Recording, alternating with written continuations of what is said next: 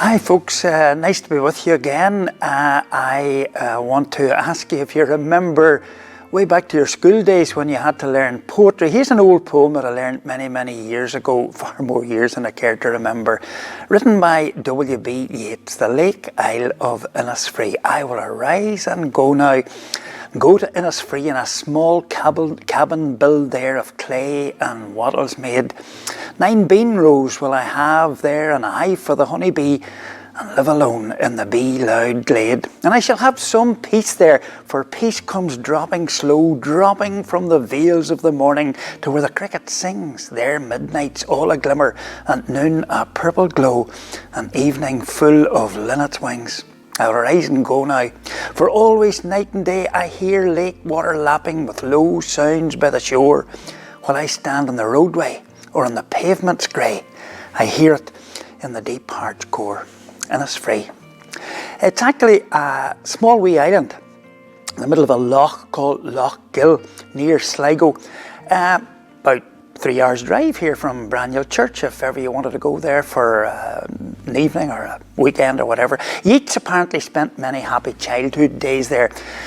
He was born, of course, in Dublin, spent a lot of his time in London, and the story goes that he was walking down one of those main thoroughfares in London. Something flashed into his mind. It reminded him of Loch Gill. He longed to be back in that place of peace and tranquility, far away from the city life. And he says, and I shall have some peace there, for peace comes dropping slow. Has there ever been a time in your life when you longed for a bit of peace and quiet? Last couple of Fridays, I've been talking to you about things that certainly would keep you from enjoying peace and tranquility, feeling fearful and lack of patience. Joked last Friday, if you remember, about a picture that I'd seen. It's a picture of some kind of wee furry animal. I don't know what it was, but there he is. He's lying back against a tree and he's got his paws turned up to the sky and looks as though he's meditating, but the caption underneath, of course, paints a different picture. And what's he saying? Hurry up, inner peace, I don't have all day. Yeats says peace comes dropping slow. It's not something that can be rushed. It's one of those times in life when you say, of course, this is easier said than done. You know, I really feel for those people. Sometimes you see them on TV, they're getting along with life, not annoying anyone, and then, of course, new neighbours arrive and what's the name of the programme? Neighbours from, well, you know the place I'm talking about. Isn't it awful when somebody disturbs your peace? That's, you know, why hundreds of years ago they set up a post that was known simply as the Justice of the Peace. And of course nowadays, if you and I cause annoyance to somebody, and we'll be taken before the courts and we'll be had up for disturbing the peace.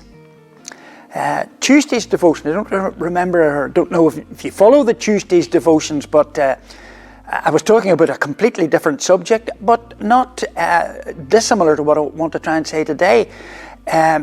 You see, what I was saying on Tuesday was that I believe that God actually still does speak to us today, just the way that we knew that he spoke to people in the Bible. The video actually, I think, is probably still on YouTube if you want to look at it again, but certainly not going to rehash it now. But what I was saying there was that you don't hear from God by learning a formula or practicing a method. And it's the same for experiencing peace. You're not going to experience peace by practicing a formula or learning a method. If it's peace you're seeking, you're going to have to work on it. By that I mean to say you're going to have to make changes in your life. I was actually listening to the news the other evening and I heard my colleague, the Reverend Brian Anderson from East Belfast Mission. He was being interviewed about disturbances, very sinister disturbances that are happening close by where his church is. And in the midst of what he said, look, this is just not fair. This is just not fair. Well, of course, you and I know that the world is full of things that are just not fair. I wish we could wave a magic wand and make those just not fair people go away. But it doesn't work that way. I'm not a philosopher, but it strikes me that there are different kinds of peace. There's that kind that Yeats longed for, peace and quiet away from the crowd. Well, you know, whenever you think of it, that's only temporary. Yeah, Yeats would have loved to have gone away to Loch Gill and enjoy Innisfree, but he was going to have to go back to the city at some stage. Reminds me of a story in the Bible that you read of when Jesus took Peter and James and John away up on the top of a special mountain. The experience that they had there was so overwhelming that Peter said, let's just build wee tents and we'll stay up here all the time. But Jesus said, no, you can't do that. It doesn't work that way. There's work to be done. You and I are going to have to go back to reality, he says. So what's robbing you of your peace today? Is the burden that you're carrying just too heavy? You see, I meant what I said when I talked about moving from where you are to where you want to be. That's going to involve change. It might mean that you're going to have to ask for help. And look, folks, if help is needed, certainly we here in Braniel will do all that we can or point you in the right direction.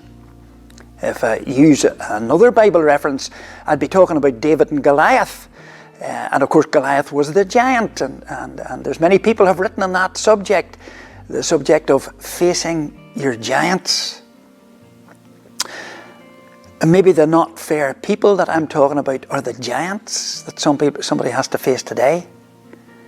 I said a minute or two ago that there are at least two kinds of peace. Peace far away from the crowd, where you can enjoy a little bit of relaxation, but that's only going to last for a while. But then there's that other kind of peace. It's the peace that brought Bill Clinton to Belfast way back in 1995. He came to Belfast, in fact to Northern Ireland in general, to say thanks to the people who had worked hard to make peace possible for you and me. And he quoted from the Bible. Well, actually he sort of did. He took a bit from one verse and he put it onto a bit from another verse. You can't really do that. It actually changes the meaning, but it helped him, and I suppose we'll let him do what he did. He said, blessed are the peacemakers, for they shall inherit the earth. Actually, that's not right. It's the people who will inherit the earth are people who are called the meek. Blessed are the meek, for they will inherit the earth. The peacemakers, they do okay from it all right as well. They're called the children of God. Blessed are the peacemakers, for they shall be called the children of God. Peacemakers. The ones who are prepared to work. The ones who are prepared to make changes, to bring about change.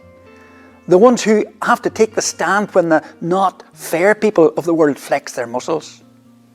Of course, then, there's even another kind of peace.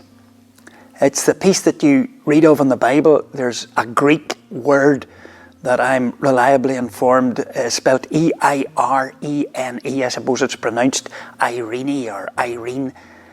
And the Bible commentator called William Barclay said this about that kind of Irene peace.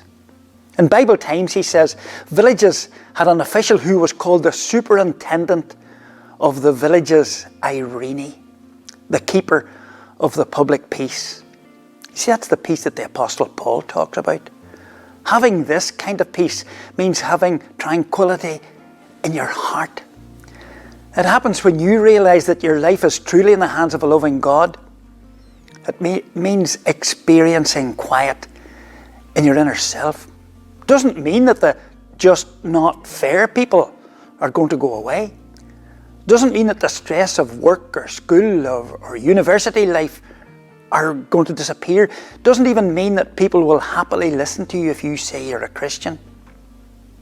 Apostle Paul was in prison when he wrote this. I have learned to be content, whatever the circumstances. You'd find that in the book of Philippians chapter 4 and verse 11. To experience that sort of peace means probably the biggest change that you'd have to make in your life to date. It means to give your life to God. Yeats says, I will arise and go now. Well, I will arise and go now, but not to Innisfree, to Ballymoney. God bless you. And I'll see you again soon.